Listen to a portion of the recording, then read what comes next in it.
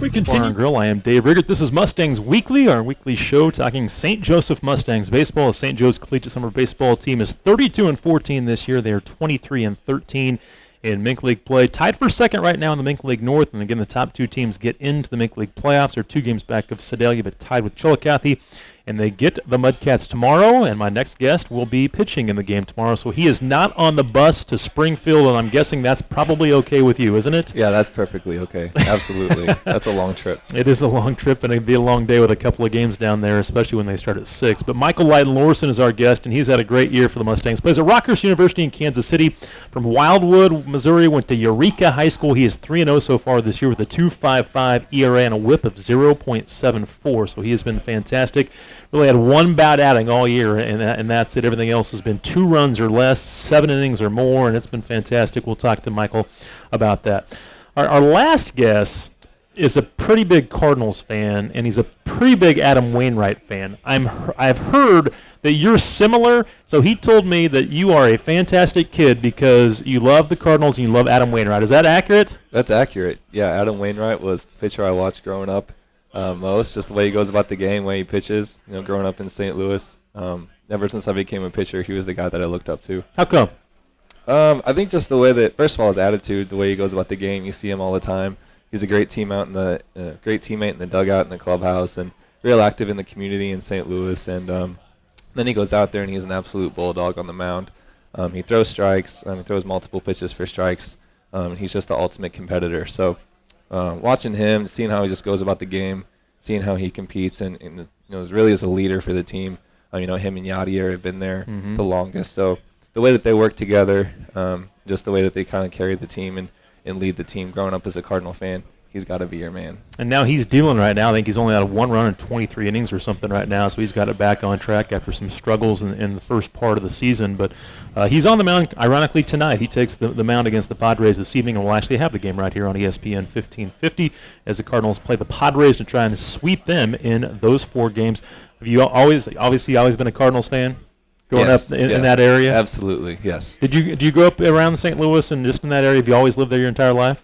Yep. Born and raised in Wildwood. It's about 40 minutes outside of St. Louis. So it's a nice drive from downtown, and you're at a Cardinal game. So every time I'm home, make sure to get back to one. Games. Absolutely, yeah. I was home in between spring ball and summer ball. I was home for about 12 days.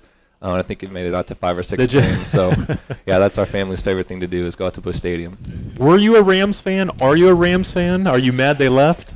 I was a Rams fan. I guess growing up more with the greatest show on turf. I loved watching Kurt Warner and Marshall Easy Faulk. to fall in love with that group, right? Absolutely, yeah. But as they kind of tapered off there in the late 2000s, I think it's fair to say that my passion for the Rams kind of died off a bit. So, I think a little bit disappointed that they left.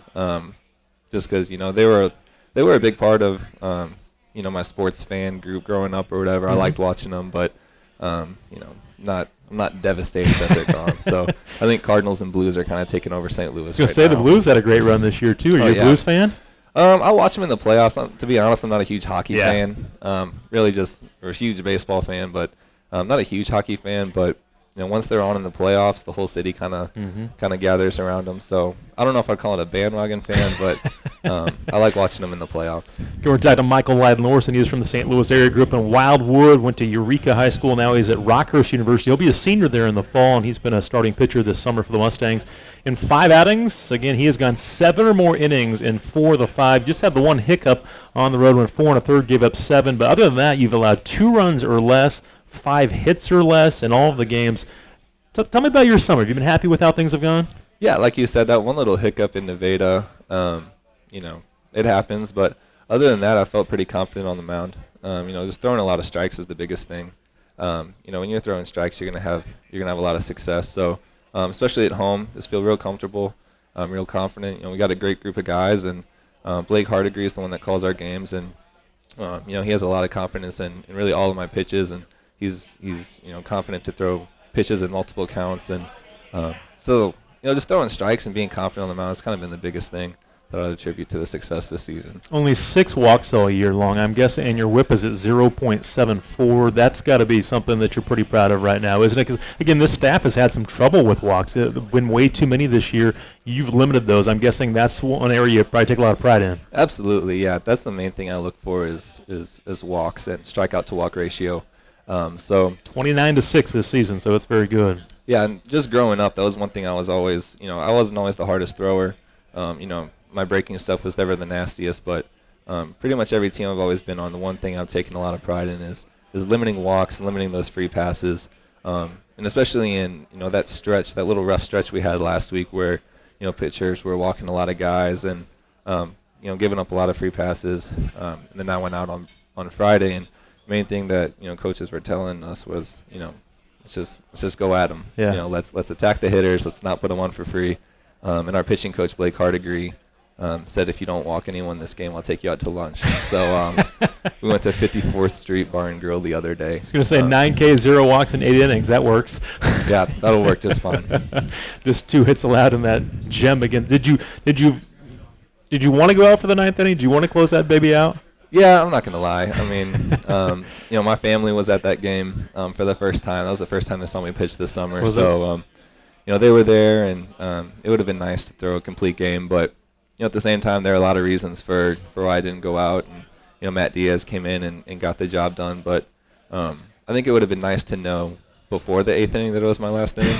But I came out after the 8th, and they said I was done. And I had a little conversation with Coach Johnson in the dugout about it. And I was a little upset about it, but and he was glad that I was upset about it. Right. He always says he wants guys to compete for the ball. Yep. He wants guys to, want to be on the field. So, but at the end of the day, we got the win, and 8 innings isn't too bad either. So it's okay. You don't seem like the type of guy that gets too animated or too jacked up, too high, too low. Is your demeanor pretty calm most of the time? Yeah, I would say so. I'm a guy that's I'm not too result oriented. Mm-hmm. I trust more in the process and how you do things. So I don't get too high on good days and too low on bad days. So I understand that this game is a process, and you're going to have your highlight moments and you're going to have your low moments. But if you rely solely on those, you're not going to last very long. So I think staying even keel and staying pretty consistent, pretty balanced, especially when you're performing and competing, I think that's going to, in the long haul, I think that's going to prove to be more consistent than riding those highs and lows. Yeah, absolutely. We've got a Michael Lydon Lorson. Again, he's 3-0 for the Mustangs so far this year. He'll be a senior at Rockhurst University.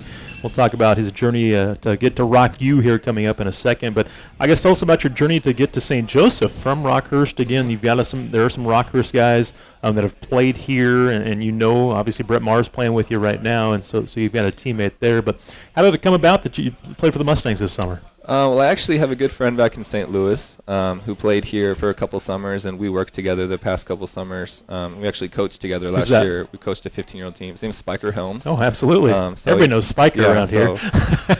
Longview guy and a Missouri State guy. So I worked with him the past couple of years, and he would just always rave about the Mustangs, rave about St. Joseph. He loved his experience here, so really kind of put the seed in and say you should go to St. Joe if you had the chance. So came down to a couple of teams, and I ended up texting him saying, hey, I got an offer from St. Joe, and there's another team I got an offer from. And I was like, what should I do? He's like, go to St. Joseph, go play for the Mustangs. So Spiker, he's been a fan favorite here around St. Joe for a long time. I could see that, absolutely. So yeah, Spiker's a good friend of mine, and so he's the one that pushed the Mustangs.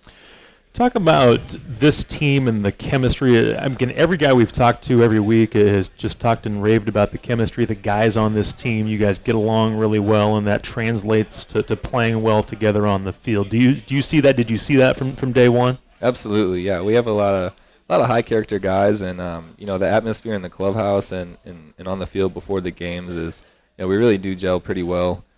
We've got some interesting personalities on the team. I would say so, yeah. That keep things very lively. Everybody's always joking about everything. The road trips are very interesting. That's a baseball team, though, isn't it? There's always some guys like that. Yeah, there's some jokesters for sure. But it keeps it, it keeps it lively, it keeps it fun. There's never a dull moment. And you can hear some of the stuff we're saying in the dugout especially before the bullpen heads out, or the relief pitchers head out to the bullpen before the third inning. They're the ones that kind of, I think, carry the spark of the team. But yeah, everybody gets along well, and when you can get along well and become friends with the guys on the team, and have that good clubhouse chemistry, that'll make things a lot easier as you go along. But it's a long summer. It's a lot of games. Absolutely. I'm sure it gets taxing because you guys aren't used to it. Again, you're used to maybe a midweek here and there, and then obviously the weekends in your spring season. But it is a little different when you're playing every day, isn't it? Absolutely. Yeah. In the spring ball we play, or for at least for me in the Division II, we play a doubleheader Saturday, doubleheader Sunday. Is that what you guys do in the GLVC? Yeah, and we don't really have any midweek games. It's really just those 4 games on the weekend. They add up, pretty quickly. But absolutely, yeah. But yeah, when you're playing every day and you're heading out to the park every day, and you're in the heat like this for countless hours, it can take a toll on your body and on your mind a little bit. So I think just staying tough, and Coach Johnson always says if you need a day off here and there, it's no problem. Obviously, it's a little different being a pitcher than a position player. Position players have it a little tougher because they're out there every day, but we're only throwing once a week or so. But still, you're out there every day, and it's a little bit different from spring ball. I'm guessing you do like it, though, being just baseball all the time, right? Absolutely, yeah. Again, a little different lifestyle, I think, when everything's centered around baseball. Right. But, try to keep a good balance with other things as well. Have you played anywhere else in the summers to compare the Mustangs to? The past 2 summers I played in St. Louis in a league called the Metro League. But it was nothing like this. I just lived at home, and all the games were just local. Right. It's at local high schools and stuff, so there wasn't any traveling. And definitely there wasn't any fan base to it at all. So this is a new experience, but it's been a great ride. Does that get you jacked up when you're throwing in front of 2,000, 3,000, 4,000 fans at home? Absolutely. I don't think I'll have another experience like that. I don't think you can really play many places in the country where you're going to get that kind of fan support. Not even some D1s. I mean. Absolutely, yeah. So I remember my first time going out there and just seeing all the fans out there. It's definitely a different dynamic to it, but it just makes it so much more fun. We're talking to Michael Lydon Lorson, one of the starters for the St. Joseph Mustangs. He'll be a senior at Rockhurst University from Wildwood, Missouri, over by St. Louis. He's 3-0 so far this year with a 2.55 ERA, only 20 hits allowed in 35 and 1/3 innings. We mentioned the strikeout to walk ratio is 29-6 right now, so he's been fantastic all summer long for this team. He throws tomorrow night, so you can get out and watch him against the Chillicothe Mudcats coming up tomorrow. Talk about your repertoire, the pitches that you throw, and what do you have the most confidence in right now? Yeah, I throw fastball, a 4-seam fastball, a 2-seam fastball, and then a changeup and a slider. And growing up, my changeup was actually always my best pitch. For the past, I'd say, year and a half or so, it's been struggling a little bit, and then my slider's come a long way in the past year and a half. So I'd say, right now, throwing my 2-seam fastball a lot more than my 4-seam fastball. How come? It's got a little bit more run to it. Is it? When you throw that inside to, especially a lot of right-handed batters with the wooden bats, you get a lot of jam shots and weak ground balls. So, especially with the wood bats, if you lead the ball out over the plate more, especially with a 4-seam fastball, which is straighter, doesn't have that run to it, that's prone to more hits, especially up the middle and the other way. So, talk to a pitching coach. The 2-seam fastball has been a lot more effective this summer. Changeup's coming along well. I'll throw it a handful of times throughout the game, but the slider's the pitch that's really come, I think, the furthest for me as a pitcher over the last year and a half. What have you done to make it better? Different grip? How has that become better for you? I think it's a little combination of just my mentality throwing it, but then also a little bit of mechanics. So I used to have it, first of all, I changed it in the spring. I used to have it at the top of the horseshoe, but I moved it down to the bottom of the horseshoe just to get a little more seam on the finger feel. And then I also changed the mentality of it, of how I'm throwing it, from a pitch where I would control it with my wrist to more of a pitch where I would control it with my fingers. So getting my fingers more through the ball, and that's getting more, it's become a tighter pitch, and it's become a pitch with more plate break to it. So a little more nasty? A little bit, yeah. I've had more strikeouts with it this summer than I ever have. So you get more swing and misses with it. It's a lot. That's when you can tell it's a lot more effective. So I think just staying through it more and changing that mentality has kind of changed the rotation of the ball and how it breaks. So it's been a lot more effective. We're talking to Michael Lydon Lorson. Will be a senior at Rockhurst, a starting pitcher for the Mustangs, who is 3-0 so far this year with a 2.55 earned run average. And with this club and this down the stretch, all of a sudden you're in this this race to win the league championship. Is that kind of fun to be in a race like this, and all these games are so important here down the stretch? Yeah, it's something to play for. When you're playing, you look at the major leagues when you're playing in September, you know that you're playing for something to play for. And for us now, you go into the last week of July with something to play for. It makes it a lot more exciting.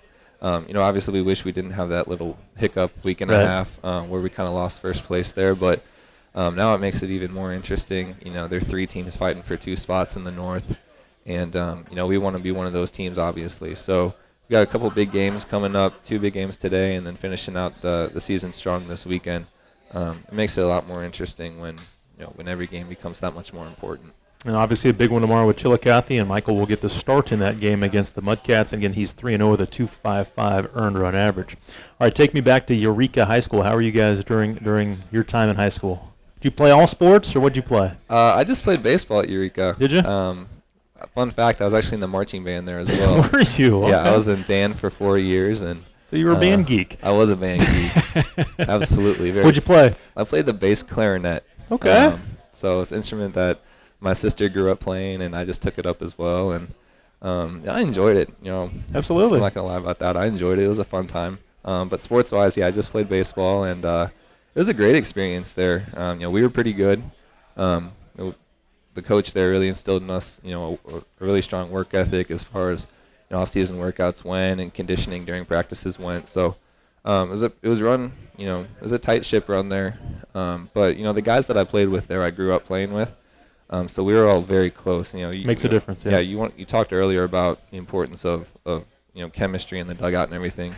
That high school team I was a part of was absolutely the epitome of that, because we didn't have any guys on that team that went Division I. We were all Division II and a couple of JUCO guys. But when it came time for the district playoffs, we really came together, and we ended up winning the thing. So winning that district championship my senior year at Eureka was one of the biggest accomplishments, I think, just because the team we were going up against had a bunch of D1 guys, and we were playing Marquette High School, who was an extremely talented team, and they were supposed to win it all. They'd beat us both times during the regular season. Oh, that was sweet then. So to come back and win that game really kind of was the highlight of my time at Eureka. Did you hit back then? Did you play a position? I did my freshman and sophomore year. Okay, then they just turned you into a pitcher. I was terrible.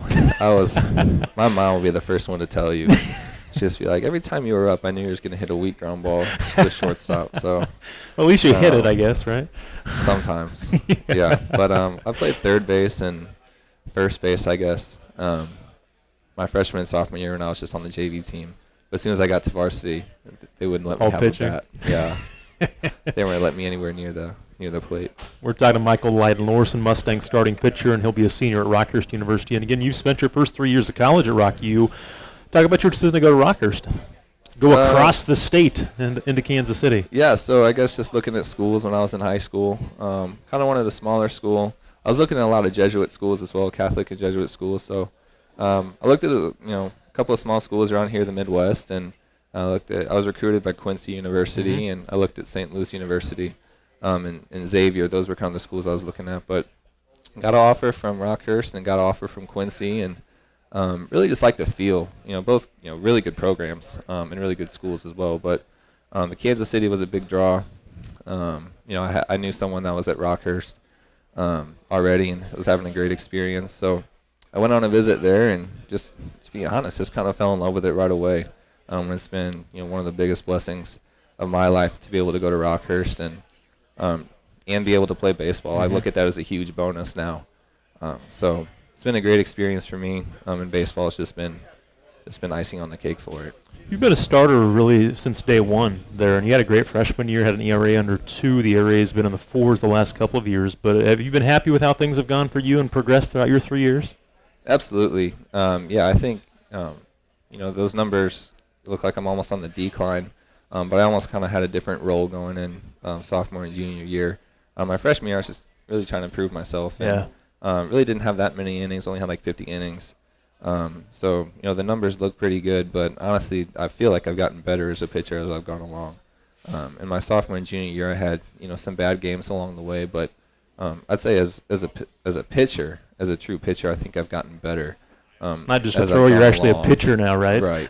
So But yeah, it's been a great experience there. And this year was the best year out of the 3, just because we were a lot better as a team. You know, we got to 30 wins and made it to our conference championship game, which was a really big deal for us. So this year has been the best year baseball-wise, but overall it's been a great experience. Again, 58 Ks this past year, 13 walks. Again, you've kept those walks low every single year, haven't you? Even as a sophomore, 48-8. Freshman, you mentioned the innings, but 20-6. So you've always kept those very low. You've always been a strike thrower, haven't you? Yeah, for the most part. Yeah, you know, not always a strikeout pitcher, right? But always a strike thrower. Mm-hmm. So that was one thing I was always good at, even from a young age, was just being able to throw the ball over the plate and throw it where the catcher is set up. So I think makes a difference, doesn't it? Hopefully, I'll make a little bit of a transition here. Thinking in the summer to more of a strikeout pitcher too, because there's a big value in getting a strikeout, not letting them put the ball in play. Absolutely. But yeah, just throwing strikes, especially early in counts, is something that I've always taken pride in, been able to do pretty well. You mentioned the team success. You got to 30 wins this year. You had 17 and 21 your first 2 years. That's got to make a difference too, because now you're an upperclassman. You've kind of helped us and not establish the program because it was established, but get it kind of back on track. Yeah, it's traditionally Rockhurst has been a very good baseball school. And the year before I got there was really their first bad year in team history. And then my freshman year, somehow we made it worse, and then sophomore year made it worse again. But my freshman and sophomore year, we were very young. I mean, you look at our lineup, or my freshman year, and my class is very big, so and very good. So my freshman year, we had 6 starters out of the 9, and two starting pitchers out of 4 that were freshmen. So we were a very young team. Didn't really know what we were doing. And kind of struggled there my first 2 years, but now that class is more mature, and we're going to play a bigger role this year. And I guess the expectations are high with all you guys being seniors. Yeah, we're very excited. We talk about it all the time, especially me and Brett. It's really fun playing with Brett here from Rockhurst, and we're very excited about the coming year. How good, again, this kind of goes into playing for the Mustangs as well, but when you're starting shortstop at Rockhurst has 2 errors the entire year, and now you've got a few guys like that are that talented in the field behind you here, that makes a heck of a difference as a pitcher, doesn't it? Yeah, I've never had an infield like we have right now with the Mustangs, and you talk about Brett, I mean, he's, in my mind, he's the best shortstop, Division II shortstop in the country. He won a Gold Glove this year, and talk about Matt Wolnick. He won a Gold Glove last year at Division III. So we got 2 Gold Glove winners. Cassiola, I think he can win a Gold Glove, and he's been phenomenal at third base. I was talking with Jacob Hurst last night in the dugout. I don't think we've ever seen Cassiola miss a ball. He gloves everything, and every throw is right on the money. So the infield behind us right now at the Mustangs is ridiculous, and we talk about Brett. It's really fun having that at Rockhurst too. Yeah, having that sure glove right behind you, especially as a guy that gets a lot of ground balls. Well, that's the one thing that Coach Johnson's been frustrated with all the walks, because he's just like, throw strikes. Let them put the ball in play, because our defense is so good. Yeah, we're the best defense, obviously, in the conference. And but yeah, when you're walking guys and you don't even give them a chance to make a play. So. Okay, we're talking to Michael Lydon Lorson. We'll get to start tomorrow night against Chillicothe as he and the Mustangs 32-14. It's another great year here for the St. Joseph Mustangs as they are 23-13 in Mink League play. You mentioned throwing against the wood bats. Talk about that. Can you be a different pitcher throwing against wood than what you see in the spring? Yeah, I think so. Be more aggressive, maybe? Yeah, even more aggressive. I think the biggest thing, well, now, the metal bats aren't as juiced as they used to be. They're a little more like wood now. Thankfully. But yeah, I think one of the biggest things is you can throw inside a lot more. A lot of times with the metal bats, you can throw inside, and the guy will get jammed. But if the pitch is still up, he can still kind of muscle it out for a base hit. You can't really do that with these wood bats. You throw inside, and you get him jammed. It's either going to break his bat or it's still just going to be a weak ground ball. So I think throwing inside, it even becomes that much more important with the wood. Jam them, break their bats, get a weak ground ball like you used to hit when you were growing up. Oh, yeah, thanks for that reminder. Yeah. We're talking to Michael Lydon Lorson, and he has to start tomorrow night, so not on the road trip to Ozark, but do you feel like you guys gained the momentum from the 2 wins last night that you can carry into the rest of this weekend? Yeah, I was talking last night with someone. We were saying yesterday was probably the biggest day of the year because I think Chillicothe was – did they play yesterday or were they off? They did play a game and won. But still, for us, that's still a half a game swing. Yep. With us picking gained up a full game wins on Sedalia because they were off. Okay. So yeah, that was big because that if we drop both of those games, we're heading the opposite direction. So with just a couple of days left, yesterday was huge. I mean, it was huge. Especially that first game, too, because, again, 10th inning, you never know what can happen, and that kind of carried into that second game to get that one out of the way quickly. Exactly. And, unfortunately, we probably shouldn't have been in that situation. Yeah, you're right. Should have ended 2 weeks ago. Probably. I think a lot of people could make an argument for that, but either way, we got the win. Still got the win, yeah. Got the win, and got the win the second game in a really, really well-played baseball game. It was. A really close game, and we came through there with, 5 hits in a row in that one inning to score 3 runs. So really that was it. And bullpen really locked it down, and I'm going to talk about a guy making, an adjustment. John Lynch came through. He was great last night. With 2 shutout innings in a big spot, which for him, for his confidence, is huge. So, and then D'Amico coming in with the save. So, huge win. Can't understate how big that win was. So, was there ever any talk of you? You've always been a starter. Was there any talk to put you in the pen this summer? Because a lot of times, Coach Johnson will talk with your school ball coach or anybody's school ball coach, and he was a starter for us. I'd kind of like to limit his innings, have him out of the pen, and we see that a lot with the Mustangs. Was there any talk of you doing that? Not really. Pretty much from the beginning, they said I was a starter. They did mention a little bit about limiting innings because I had a lot of innings in the spring. I threw 92 innings, and they said they usually try to keep guys around 120 innings total for spring and summer, and I think I'm already around like 125. So I was able to skip a start. I was supposed to throw down in Springfield my second start of the year, but it got rained out. So they kind of took that as a good opportunity for me to limit innings a little bit, and they kind of scratched that start instead of pushing everybody back. So I was okay with that. But other than that, I don't think Coach Johnson or Coach Burns, my coach at Rockhurst, have any talks about limiting innings or anything like that, or moving me to the bullpen. I think for the most part I'll be a starter here for the rest of the season. Have you ever been out of the bullpen? It's a different mentality, I know. It is a different mentality. I think I came out of the bullpen, 2 times so far in my college career. Once I earned a starting spot my freshman year. I started off in the bullpen my freshman year, but after 3 weeks I was in the rotation, and I think I've come in for like a save situation 2 times at Rockhurst. But in high school, not really even. I've kind of been a starter really for as long as I can remember. You're right. It is a different mentality. A lot of times out of the bullpen, you have to be a little bit more, I'd say, aggressive. Yes, right away. Just kind of a little bit more, what's the word here? Just extremely aggressive and almost kind of like a mad mentality. Where as a starter, you're a little bit more calmer because you're trying to go more for innings. And so for me, my mentality, we talked about earlier how I'm more balanced, I think you could say. I think that works better as a starter. So I'm not coming in there like a Grant Balfour, just like a hothead coming in throwing strikes. So we talked to Matt Diaz last week, and he kind of has the mentality for a relief guy, even though he's a starter for New York Tech. But again, he's coming in there bringing it. But right. he can do that for 1 inning, and that's better for him. It seems like. Right. Matt Diaz, if you're throwing 95 for 1 inning, that's pretty tough to hit. So rear back and do that for 6 or 7 innings. Right. So for me, it actually takes me the highest velocity I've ever hit was actually when it was in the 8th inning of a game. Really? So it usually takes me a good 4 or 5 innings just to warm up, and then the velocity kind of has a spike, not only velocity but stuff-wise too. Yeah. Kind of has a second wind, I guess you could say, around the 5th or 6th inning. What have you touched with your velocity? The highest I've hit in a game was 89, but consistently, I'll be about 85 to 87. So again, not a flamethrower by any means. I'm not a guy. That's why you've turned into a pitcher, right? Right. But if you're throwing strikes and hitting your spots, that's what makes the difference, right? But for me, the biggest thing, like I said, is maintaining that velocity and actually increasing that velocity as the game goes throughout the game. I'm not a guy that can come out there in 1 inning and throw 90. Right. So I'd much rather be able to keep 87 to 89 for 9 innings and still being able to touch 88, 89 in the 9th inning. Rather than me throwing 88 in the 1st inning, and then by the end of the game I'm back down to like 83 or 85.